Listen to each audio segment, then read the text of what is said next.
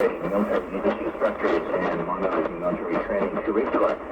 The Defense Minister has urged all military units to adopt this framework to foster a unified approach to their mission. The Department of International Economic Affairs, Civilized Nations, the United Nations Economic and Social Commission for Asia and the Pacific, or UNESCAP, recently hosted a forum on sustainable finance policy. The event, titled Policy Dialogue on Sustainable Finance, Reaching the Gap in Asia and the Pacific, was held at the headquarters of the Ministry of Foreign Affairs. During this event, representatives from the UNESCAP member countries were introduced to UNESCAP's Unity Report on Sustainable Finance and discussed regional collaboration in one of the chapter households.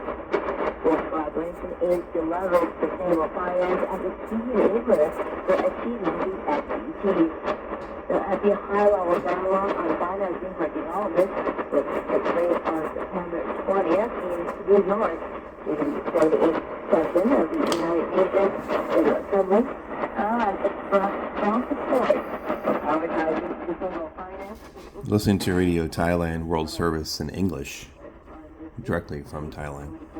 Further advocating for enhanced collaboration among member states on digital technology and tax matters to foster sustainable finance.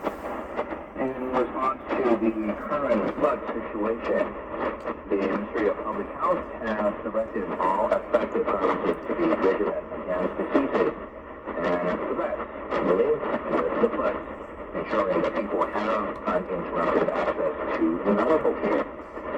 Currently, 15 health service facilities under the ministry have been affected by floods, while 14 of these continue to operate as usual. One has ceased operation. The ministry has also instructed provinces in flood-prone and flood-affected areas to consider establishing emergency medical and public health operation centers. These centers will monitor the local situation, assess the impact of floods, and report to central agencies.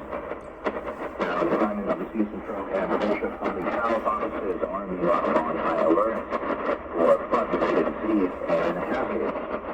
To ensure residents in flood-impacted areas receive medical care, service units are adjusting their mode of operation.